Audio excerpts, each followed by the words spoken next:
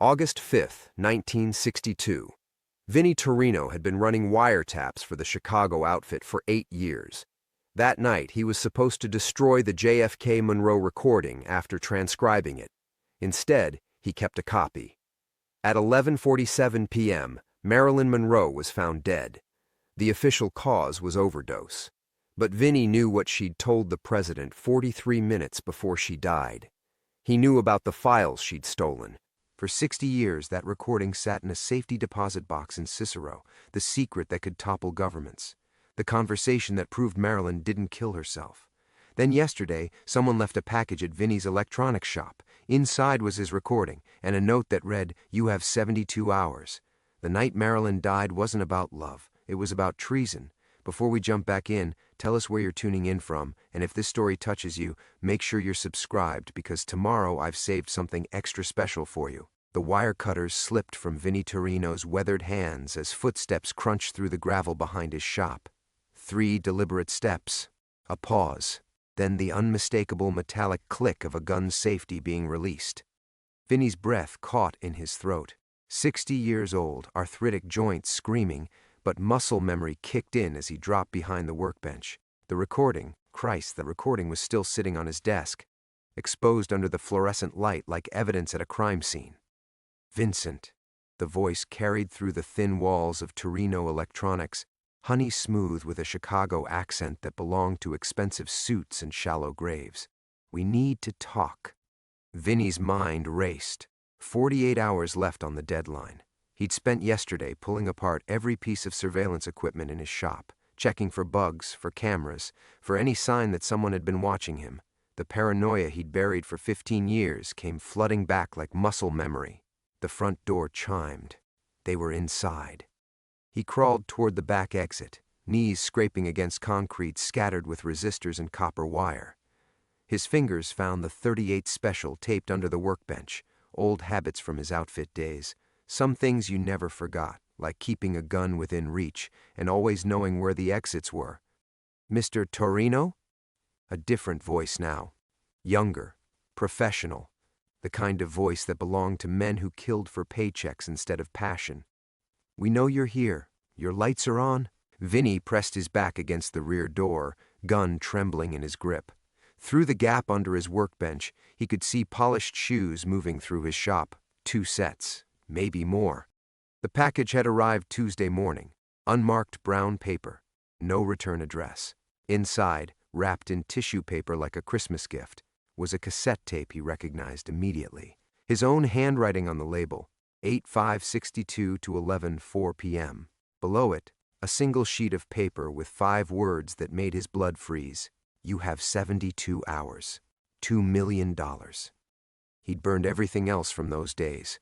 Every transcript, every piece of equipment, every trace of Vincent Torino, the wiretap specialist. But that one recording, Monroe's voice desperate and slurred, telling the president about files she'd taken from Robert Kennedy's office, about names and dates that proved the mob had infiltrated the highest levels of government. He couldn't destroy it. It was insurance, proof, the kind of evidence that kept you alive as long as nobody knew you had it. "Vincent, we're not here to hurt you." The honey voice again, closer now. "We just want what belongs to us." Through the window, Vinnie could see his neighbor's porch light flickering on and off. Mrs. Chen always did that when something was wrong in the neighborhood. Smart woman. Too smart for her own good, probably. The recording had captured everything. Monroe's discovery that the Bay of Pigs invasion was funded through Chicago outfit money laundering operations. Her threat to go public unless JFK dismantled the whole network. And then, in the background, barely audible unless you knew how to listen for it, another voice joining the call. Threatening the President of the United States, his own voice.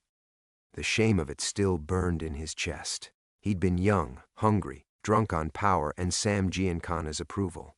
When Monroe had threatened to expose everything, Vinnie had crossed a line that couldn't be uncrossed. The words had tumbled out before he could stop them. "The lady has an accident, Jack, or you'll be explaining to the voters why you're taking orders from Chicago." 24 hours later, Marilyn Monroe was dead. "Movement in the back," one of the professionals called out. Vinnie's hand found the door handle. The alley behind his shop led to Cermak Road, then to the maze of side streets he'd known since childhood. If he could make it to his car— "Mr. Torino, my employer is a reasonable man. He understands that the past is complicated. But that recording represents a significant liability to certain parties who prefer their business remain private." The honey voice was right outside the door now. "We're prepared to offer you a generous retirement package. Somewhere warm, Florida maybe. All you have to do is hand over the original and any copies you might have made." Vinny almost laughed. They thought there was an original. They didn't know that what they'd sent him was the original, the only copy that existed, which meant someone else had been in his safety deposit box. Someone who knew about the recording but didn't know he was the voice on it. Yet, the door handle turned slowly. Vinny Torino took a deep breath, raised his gun, and stepped into the alley. Above him, Mrs. Chen's porch light flickered 3 times, their old signal from the neighborhood watch days. 3 flicks meant police were coming. Behind him, the door exploded open. What secrets from history's darkest moments still haunt us today? If you're captivated by this web of power, betrayal, and deadly secrets, hit that subscribe button, because tomorrow we're diving deeper into the night that changed everything, and I promise you won't see what's coming next. The first gunshot shattered Mrs. Chen's porch light in a shower of sparks and glass. Vinny dove behind the dumpster as footsteps pounded through the doorway behind him.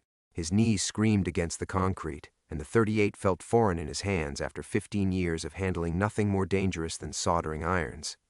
The alley stretched before him like a tunnel, 40 yards to Cermak Road, to traffic, to witnesses. "He's armed." The younger voice, sharp with adrenaline. "Don't kill him, you idiot." Honey voice, calm as death. "We need him alive until we find the copies." Vinny pressed his back against the cold metal, breath coming in ragged gasps. Above him, Mrs. Chen's darkened window showed no movement. Smart woman. She'd called the cops and gotten the hell away from her window. He thought about her grandson, Tommy, who helped out at the shop on weekends. Kid reminded him of Sarah at that age, all curiosity and questions about how things worked. Sarah. Christ, what if they went after Sarah? The thought hit him like a physical blow. His daughter lived 3 hours away in Milwaukee, teaching 3rd grade, married to a decent man who sold insurance and didn't ask questions about her father's past. They'd barely spoken since her mother's funeral 2 years ago. His fault, all of it his fault. But she was the only clean thing left in his life. Footsteps crunched closer. 2 sets, moving to flank him. Vinny closed his eyes and let muscle memory take over. The alley behind Torino Electronics was 12 feet wide, lined with dumpsters from the neighboring businesses. Fire escape ladder 20 feet to his left, storm drain cover 10 feet ahead, loose bolts, he'd noticed it last week. Mrs. Chen's building had a basement entrance, but the door would be locked. Details. In his outfit days, Sam Giancana had drilled it into them. Know every corner, every shadow, every way out. The difference between living and dying, Sam used to say in that quiet voice of his, is knowing which door to run toward and which one leads to a grave. Sam, the man who'd treated him like a son, who'd taught him to read voices through static and distance, who trusted him with the most sensitive work the Chicago outfit ever did. The man whose approval had meant everything to a kid from Cicero whose own father had died drunk in a factory accident. The man Vinny had betrayed when he kept that recording. "Vincent," honey voice again, maybe 20 feet away. "Let's be reasonable. You have something that doesn't belong to you. We have resources you can't imagine. This doesn't have to end badly." Vinny almost laughed. Badly? It had ended badly 15 years ago when he'd listened to that recording one last time before destroying it and heard his own voice threatening the President of the United States. When he'd realized what he'd become, what he'd helped create. When he'd walked away from the only family he'd ever known and tried to build something clean with his hands instead of tearing things apart with his skills. The electronics shop had been his penance, fixing things instead of breaking them, helping Mrs. Chen program her VCR, teaching neighborhood kids about circuits and resistors, building hearing aids for old-timers who couldn't afford the fancy models. Small work, honest work, the kind of work that let him sleep at night, mostly. He'd even started going to Mass again, sitting in the back pew at St. Mary of Czestochowa, lighting candles for Marilyn Monroe and all the others whose voices he'd stolen in service of men who spoke in whispers and left no fingerprints. A siren wailed in the distance, getting closer. "Shit," the younger voice muttered. "We need to move. Patience, Michael. Mr. Torino understands the situation now." The sirens grew louder. Vinny could see red and blue lights reflecting off the brick walls at the mouth of the alley. In maybe 30 seconds, this would become a crime scene. His shop would be searched, questions would be asked. His carefully constructed life as Vincent Torino, small businessman, would start unraveling. "You have 24 hours, Honey Voice called out as the footsteps retreated. "The recording and any copies. Or we expand our collection efforts to include your family. Your daughter Sarah has a lovely home in Milwaukee. Quiet neighborhood. Very accessible." Ice flooded Vinny's veins. They already knew about Sarah. Of course they did. These weren't street thugs. They were professionals with resources, with files, with the patience to research every vulnerability before making their move. The back door slammed shut. Car doors slammed in the distance. By the time the police cruiser turned into the alley, Vinny was alone with his gun, and the weight of 15 years' worth of borrowed time coming due. He leaned against the dumpster and thought about calling Sarah, warning her, telling her to run. But run where? And how could he explain without destroying what little remained of their relationship? The patrol car's spotlight found him, and Vinny Torino raised his hands, the .38 dangling harmlessly from one finger, dropped the weapon and stepped into the light. Officer Martinez kept his service pistol trained on Vinny as his partner, a rookie whose nameplate read Kowalski, circled around the patrol car with his flashlight dancing nervously across the alley walls. Vinny let the .38 fall to the concrete and stepped forward, hands raised, trying to look like what he was supposed to be, a scared shop owner who'd heard gunshots and armed himself. "Someone broke into my store," Vinny called out, his voice steady despite the adrenaline still coursing through his system. "Fired shots. They ran when they heard your sirens." Martinez approached carefully, kicking the .38 away before gesturing for Vinny to turn around. "Anyone hurt?" "Just property damage, I think." The lie came easily. 40 years of lying to cops, to feds, to grand juries, some skills never faded. "They went through my back door when you pulled up." 20 minutes later, after the perfunctory questions and the promise to file a report, the patrol car disappeared down Cermak Road. Vinny stood in his violated shop, surveying the damage. They'd been professionals, all right. Drawers pulled out but not dumped, merchandise shifted but not destroyed.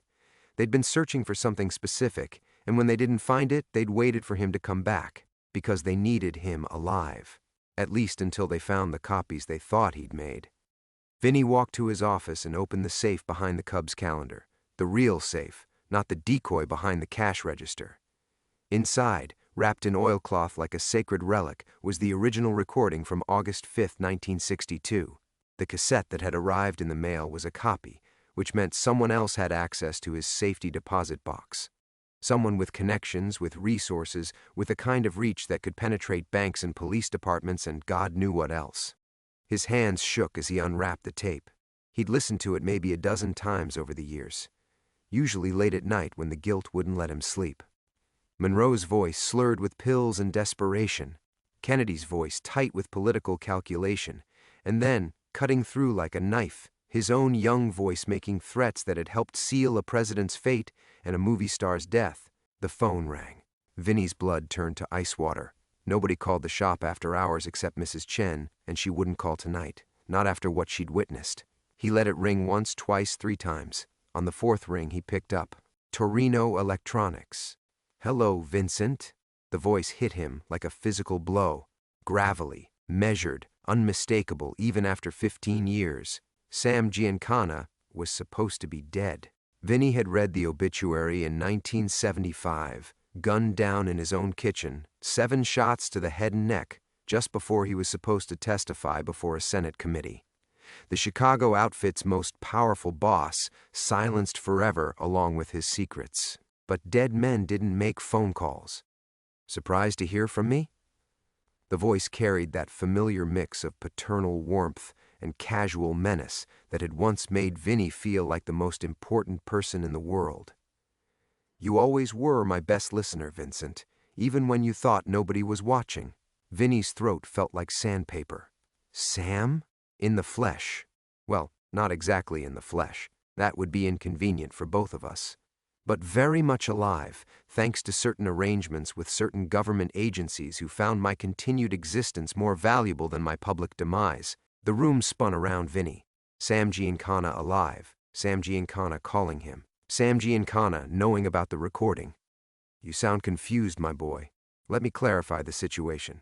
That unfortunate business with those men at your shop tonight? That was unauthorized freelancing. Certain parties learned about your little insurance policy and decided to handle matters themselves.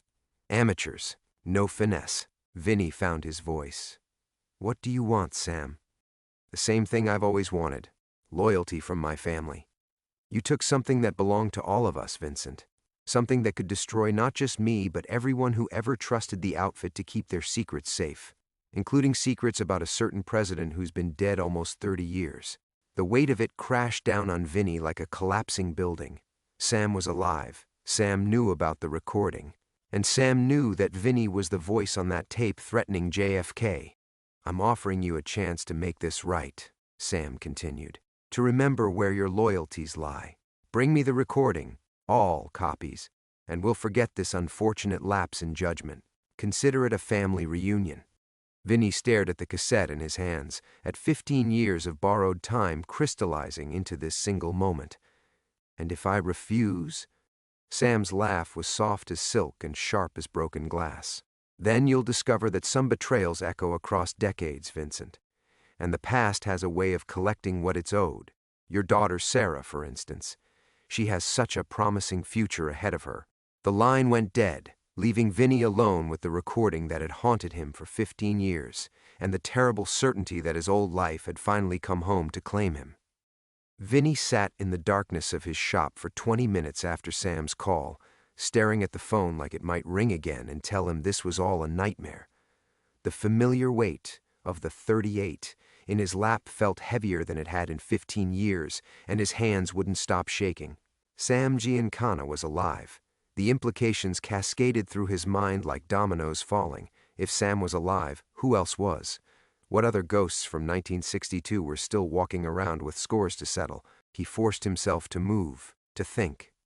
First priority, Sarah. He dialed her number in Milwaukee, praying she'd answer. Hello? Her voice was thick with sleep. Of course, it was past midnight. Sarah, it's Dad. A pause. When she spoke again, the warmth drained from her voice. Dad, what's wrong? You never call this late. How could he explain without sounding insane? Hi, honey. The mob boss I used to work for faked his death, and now he's threatening you because I kept a recording of myself threatening President Kennedy. Even to him, it sounded like the ravings of a paranoid old man. I need you to take a vacation. Tonight. Pack some things and go visit your aunt in Denver. Dad, what are you talking about? Now she sounded fully awake and concerned. Are you drinking again? The accusation stung because it wasn't entirely unfair. After Elena's funeral, he'd crawled into a bottle for 6 months before Sarah had shown up at his door with an ultimatum: get sober or lose her forever. He'd chosen sobriety, but the damage to their relationship had lingered. I'm not drinking. Sarah, please, just trust me. Take Tom and go to Denver for a week. Don't tell anyone where you're going. You're scaring me, Dad. Good. You should be scared. Please. I'll explain everything later. But right now I need to know you're safe. Another pause. He could hear her talking to Tom in the background, muffled voices discussing whether her father had finally snapped. Dad, I can't just leave. I have classes tomorrow. Tom has a presentation. Fuck the classes.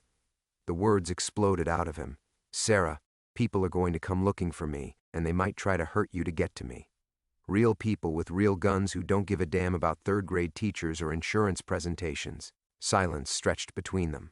When Sarah finally spoke, her voice was small and frightened. What did you do, Dad? The question he'd been dreading for 15 years. What did you do before Mom died? What did you do in Chicago? What did you do that makes you flinch every time a car backfires? I made mistakes a long time ago, and now those mistakes are catching up with me. What kind of mistakes? Vinny closed his eyes.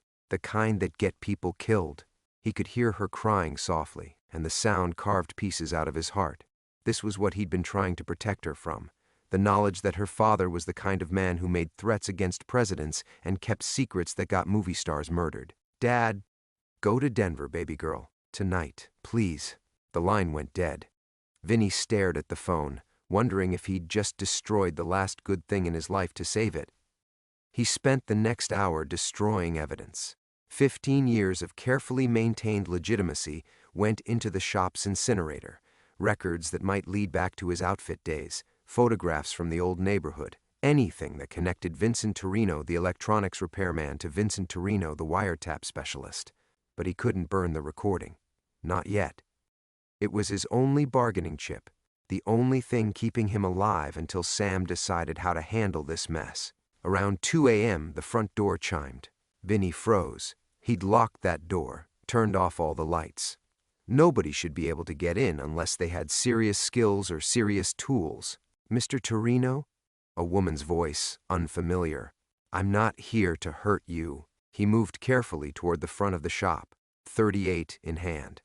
Through the display window, he could see a figure silhouetted against the streetlight. Average height, dark clothing, hands visible and empty. Who are you? Someone who knew Marilyn. The voice was closer now, just on the other side of the door. Someone who knows what really happened that night. Vinny's blood went cold. Another ghost from 1962, walking back into his life. I know you have the recording, the woman continued, and I know Sam's alive. But what you don't know is that you're not the only one who's been hiding for 15 years. Let me in, Vincent. We need to talk before Sam's people find us both. Against every instinct screaming in his head, Vinny Torino unlocked the door. The woman who stepped into his shop looked like she'd stepped out of 1962 and aged in hiding, somewhere in her 50s, with silver-streaked auburn hair and the kind of careful posture that spoke of years spent looking over her shoulder. But it was her eyes that stopped Vinny cold, pale green, sharp with intelligence, and haunted by the same ghosts that visited his dreams. Patricia Newcomb, she said, extending a gloved hand. I was Marilyn's publicist, her friend. The name hit Vinny like a sledgehammer. He'd heard it on the recordings, background voices discussing interviews and photo shoots, the business machinery that surrounded Monroe like armor that ultimately failed to protect her. But Patricia Newcomb was supposed to be long gone, disappeared from Hollywood right after Monroe's death, never to be heard from again. You're supposed to be dead? Missing? Yes, that was the idea. Patricia moved past him into the shop, her eyes scanning the shadows with professional paranoia. Amazing how easily a person can vanish when the alternative is being silenced permanently. Vinny locked the door behind her, his mind reeling. 2 ghosts from 1962 in one night. How many others were still out there, hiding in plain sight? You look surprised, Vincent. May I call you Vincent? After all, I've been listening to your voice for 15 years. She turned to face him, and her expression was colder than winter in Chicago. Every time I play that recording, I hear you. The voice that sealed Marilyn's fate. The accusation hung between them like a loaded gun. Vinny felt the familiar weight of guilt settling on his shoulders, the same guilt that had driven him from the outfit, that had made him choose fixing radios over breaking lives. You think I killed her. I think you helped create the circumstances that made her death inevitable. Patricia's voice was steady, prosecutorial. That recording you made, Marilyn and Jack's final conversation, it wasn't just pillow talk, was it? She'd discovered something about the outfit's connections to the White House. Vinny's throat felt like sandpaper. What do you know? I know Marilyn had been asking questions, dangerous questions about why Jack was pulling back from the Bay of Pigs veterans, why he was suddenly talking tough about organized crime. She wasn't as naive as everyone thought, Vincent. She understood that pillow talk has consequences. The memories came flooding back, Monroe's voice on that final call, sharp despite the pills, demanding answers from Kennedy. They're using you, Jack. Can't you see that? Sam Giancana thinks he owns you. And Kennedy's response, cold and political, What I see is a woman who knows too much about things that don't concern her. That's when Vinny's young, stupid voice had cut through the line. When he'd made the threat that changed everything. She called me that night, Patricia continued, settling into the chair beside his workbench like she planned to stay. After her call with Jack, she was terrified, Vincent. Not just hurt, terrified. She said someone had been listening to all their conversations, that she could hear breathing on the line. The tap was authorized. By whom? Sam Giancana? The CIA? Someone else entirely? Patricia leaned forward, her green eyes boring into him. Because here's what I learned in 15 years of running, Vincent. That recording you kept isn't just evidence of an affair. It's evidence of treason. The word hit him like a physical blow. Treason. He'd always known what he'd done was wrong, criminal, but treason? That carried implications that made his blood run cold. Kennedy was going to expose the outfit's role in the assassination attempts on Castro, Patricia continued relentlessly. He was going to reveal how deep organized crime had penetrated his own administration. Marilyn found out, and that made her a liability to everyone, the outfit, the CIA, maybe even people in Kennedy's own circle who couldn't afford the exposure. Vinny's hands were shaking again. Why are you telling me this? Because Sam Giancana isn't the only one who wants that recording, Vincent. There are others, people who've spent 30 years covering up what really happened, people who will kill anyone who threatens to expose the truth. What truth?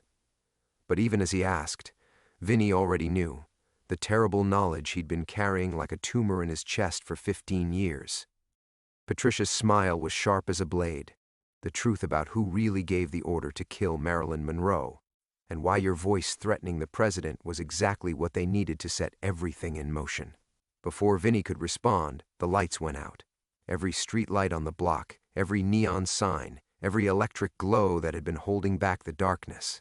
The blackout was too complete, too perfect to be an accident. They found us, Patricia whispered in the darkness. Vincent, do you still have that gun?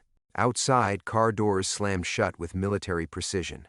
Multiple vehicles, multiple footsteps.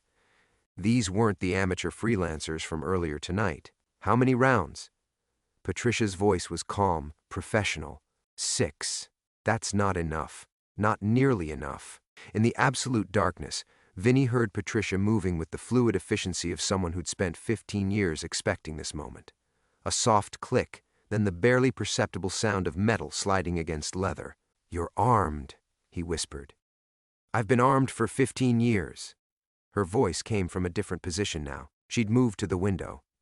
Vincent, I need you to listen very carefully.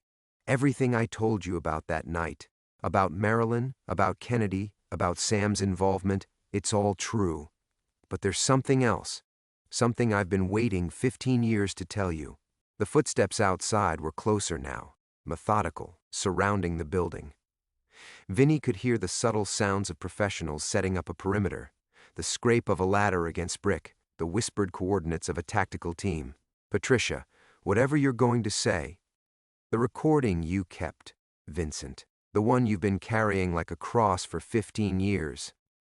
In the darkness, her voice was steady as a surgeon's hand. You never actually listened to the whole thing, did you? Vinny's blood turned to ice. What? You heard Marilyn and Jack arguing. You heard her threatening to expose the outfit's connections to the White House. You heard your own voice cutting through the line, making threats. Patricia's voice was getting closer, moving toward him through the darkness. But you never listened to what came after. After what? But even as he asked, Vinny felt the first cold fingers of understanding creeping up his spine. After your voice, Vincent, after you threatened the president, there's another voice on that recording. Someone else was on the line that night. Someone who heard everything, the affair, the political secrets, your threats. Someone who used all of it to orchestrate what happened next. The truth hit him like a sledgehammer to the chest. 15 years of guilt, 15 years of believing he'd helped kill Monroe with his stupid young threats, and he'd never heard the complete recording. Who? The word came out as barely a whisper. The same person who arranged for that recording to be in your hands in the first place. The same person who made sure you'd keep it as insurance, never knowing you were holding evidence of your own manipulation. Patricia was beside him now, her breath warm against his ear. The same person who's been using you as a patsy for 30 years. Through the shop window, Vinny could see the glow of tactical lights painting the neighboring buildings. They were running out of time. Sam Giancana never ordered you to make that recording, did he, Vincent? The question landed like a physical blow. In the darkness, 15 years of carefully constructed memories began crumbling like a house of cards. He'd always assumed the order came from Sam. Everyone knew Sam wanted dirt on Kennedy. It made perfect sense, except he'd never actually been given that order. Someone else told you to tap that line, Patricia continued relentlessly. Someone who knew exactly what you'd hear. Someone who needed a young, ambitious wiretap specialist to create evidence of his own complicity. No, but the word came out weak, uncertain, because now he was remembering that night differently. Not the order he'd received, but the suggestion, the casual mention that Kennedy and Monroe's calls might contain useful intelligence, the way he'd been positioned to take the fall if anything went wrong. Who gave you the order, Vincent? The question hung in the darkness like an executioner's blade. And suddenly, Vinny knew. The voice on the phone earlier tonight, gravelly, measured, paternal. The voice he'd trusted without question for 15 years. Sam Giancana hadn't just faked his death. He'd faked being Vinny's protector. Sam, Vinny whispered. Sam set me up. From the very beginning, Patricia confirmed. He needed someone to make those threats against Kennedy. Someone whose voice would be on that recording, creating evidence that the outfit was targeting the president. Evidence that could be used to justify other actions. The conspiracy unfolded in Vinny's mind like a terrible flower blooming. Sam hadn't been protecting him by keeping him alive. Sam had been saving him for this moment. The moment when Vinny would finally understand that he'd been a pawn in a game that stretched from 1962 to tonight. Outside, a voice boomed through an electronic megaphone. Vincent Torino, this is the FBI. You're surrounded. Exit the building with your hands visible. Patricia's laugh was soft and bitter in the darkness. The FBI. Of course. Sam always did prefer official channels when possible. They'll kill us both, Vinny said. Maybe. But first, they need to make sure you haven't told anyone else what's on that recording. The complete recording. Patricia pressed something cold and metallic into his hand. Not a gun, but a cassette tape.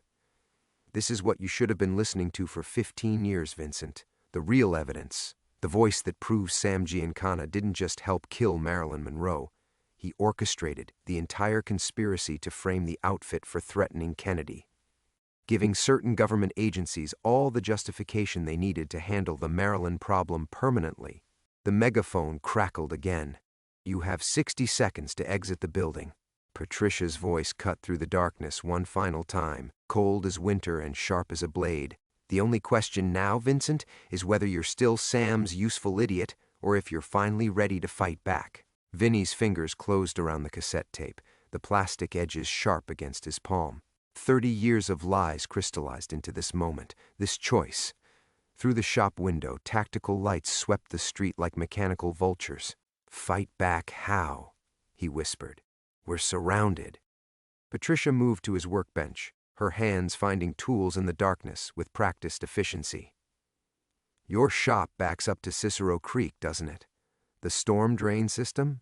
That tunnel's been sealed for years. Has it? The sound of metal against metal. She was working on something. Or did someone just want people to think it was sealed? Someone who might need an escape route from this particular building. The implication hit him like cold water. Sam's protection hadn't just been about keeping Vinny alive. It had been about keeping him accessible. Even his choice to buy this shop, in this location, had been orchestrated. Jesus Christ.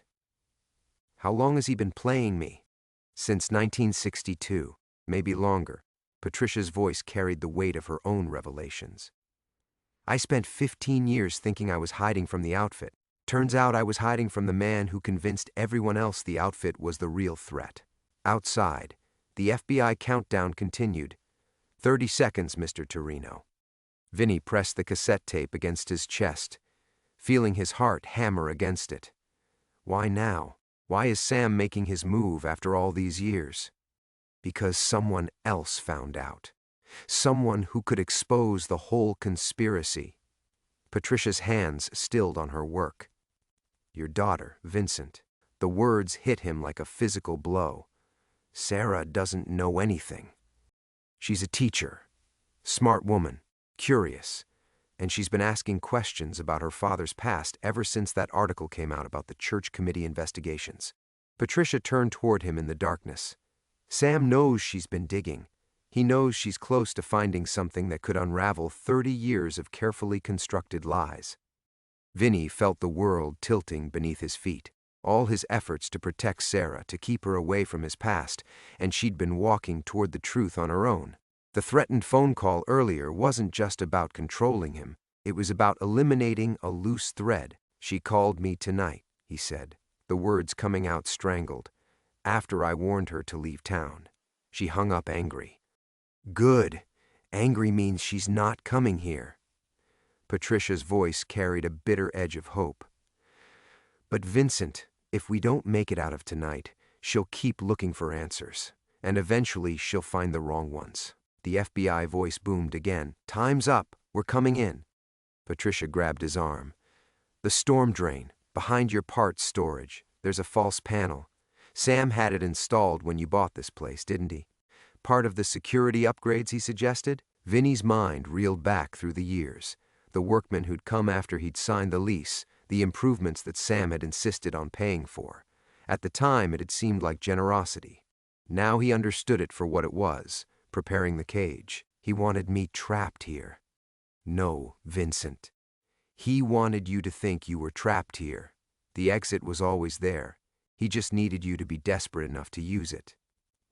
Patricia pressed something into his other hand, a small device, warm from her body heat. "Portable cassette player. When we're out of here, you're going to listen to that complete recording. You're going to hear the voice that's been pulling your strings for 30 years. The front door exploded inward with the precision of a tactical breach. Flashlight beams cut through the darkness like searchlights, accompanied by shouted commands and the thunder of boots on wooden floors." Patricia pulled him toward the back of the shop, past workbenches and shelves of electronic components. Her hands found the wall panel immediately. She'd known exactly where to look. "You've been here before," Vinny realized. "I've been watching this place for 15 years, Vincent, waiting for the night Sam would finally make his move." The panel swung open, revealing a tunnel that smelled of damp concrete and decades-old secrets. "I've been waiting for the night you'd finally be ready to learn the truth." Behind them, the FBI team swept through the shop with military efficiency. In moments, they'd reach the storage room. Patricia stepped into the tunnel, then turned back to him. In the faint light from the tactical beams, her face looked carved from marble, beautiful and terrible and absolutely certain. "This is it, Vincent. The moment you stop being Sam Giancana's victim and start being his worst nightmare." She held out her hand. "But only if you're ready to hear what your voice really helped cover up that night. Only if you're ready to learn who else was supposed to die." Behind them, flashlight beams swept closer. Ahead lay 15 years of truth, waiting in the darkness of the tunnel. Vinny Torino took her hand and stepped into the unknown, swallowing their footsteps in dampness and decay. Behind them, the FBI team's shouts echoed through Vincent's shop, growing fainter with each desperate step forward. Patricia moved through the darkness with the confidence of someone who'd memorized every twist, every crumbling seam in the concrete. "How far?" Vinny gasped, his 58-year-old legs already protesting. "Half a mile to the creek junction. Then we surface." Patricia's voice carried no breathlessness, no fear, only the cold efficiency of someone who'd been preparing for this moment for 15 years. "But first, you need to listen." She stopped abruptly, pressing the portable cassette player into his hands. In the absolute darkness of the tunnel, the small device felt like a weapon. Now? Here? Especially here. Especially now. Patricia's fingers found his in the blackness, guiding him to the play button. "Because in 10 minutes, we're going to surface into Sam Giancana's world. And you need to understand exactly who you're facing." Vinny's thumb trembled over the button. 30 years of carefully buried truth waited in that small plastic rectangle. 30 years of guilt and manipulation and lies. He pressed play. The recording crackled to life, tinny and distant through the small speakers. First came the familiar voices, Monroe and Kennedy, their final conversation playing out like a Greek tragedy. Marilyn's voice, sharp despite the pills. "They're using you, Jack. Can't you see that? Sam Giancana thinks he owns you." Kennedy's response, cold and dismissive. "What I see is a woman who knows too much about things that don't concern her." Then came Vinny's own voice. "Young, stupid, drunk on power, Mr. President. You might want to reconsider your tone. People who disrespect their friends sometimes find themselves without protection." But the tape didn't stop there. After a moment of silence, another voice cut through the static. Familiar, trusted, the voice that had guided Vinny's life for 3 decades. "Very good, Vincent. Perfect delivery. Mr. President, I hope you understand the position you're in now." Sam Giancana's voice, calm as a funeral director's. "Sam?" Kennedy's shock was audible even through the decades-old recording. "How long have you been—" "Long enough to hear everything, Jack. Long enough to understand that your girlfriend has become a liability to both of us. Vincent here just provided the perfect solution." Vinny felt his legs give out.